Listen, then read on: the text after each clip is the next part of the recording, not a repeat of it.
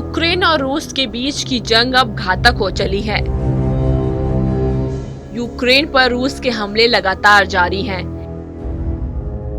इस फैसले की वजह से रूसी राष्ट्रपति व्लादिमीर पुतिन दुनिया में अलग थलग पड़ गए हैं। इस बीच मॉस्को में जाने माने बिजनेसमैन एलेक्स कोनानिखिन ने पुतिन को अरेस्ट करने वाले को करोड़ों का इनाम देने का ऐलान किया है।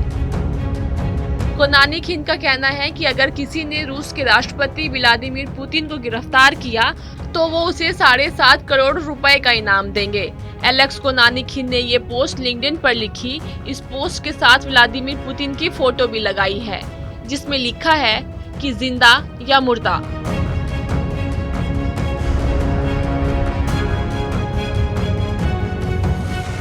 पोस्ट में उन्होंने लिखा, मैं वादा करता हूं कि जो भी अधिकारी अपनी संवैधानिक ड्यूटी का पालन करेगा, पुतिन को एक युद्ध अपराधी के तौर पर रूस और अंतर्राष्ट्रीय कानून के अंतर्गत गिरफ्तार करेगा, मैं उसको $1 मिलियन दूंगा। उन्होंने आगे लिखा कि पुतिन रूस के राष्ट्रपति नहीं है। उन्होंने स्पेशल ऑपरेशन के तहत रूस के कई अपार्टमेंट बिल्डिंग को उड़ा दिया। इसके बाद उन्होंने इलेक्शन नहीं करवाए, संविधान की धज्जियां उड़ाई गईं, उन्होंने अपने विरोधियों की हत्या करवाई। बिजनेसमैन एलेक्स कोनानिखिन ने कहा, रूस का नागरिक होने के नाते ये मेरा नैतिक कर्तव्य है कि रूस को नाजीवाद और उसके प्रभाव से छुटकारा दिलाने के लिए मैं मदद करूं। मैं लगातार यूक्रेन की मदद करूंगा, जिसने इस युद्ध में एक नायक की तरह पुतिन के खिलाफ अपना पक्ष दिखाया है।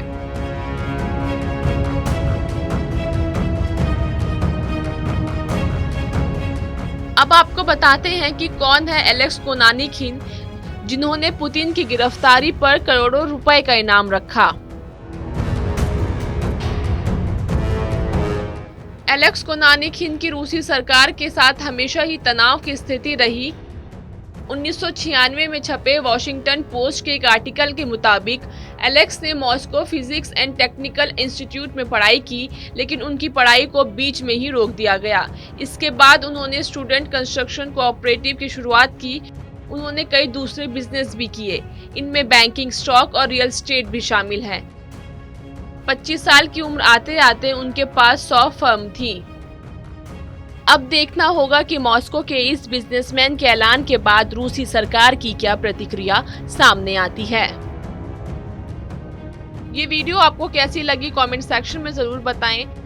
देश और दुनिया की खबरों के लिए सब्सक्राइब करें हमारा डिजिटल प्लेटफॉर्म TV9 भारतवर्ष।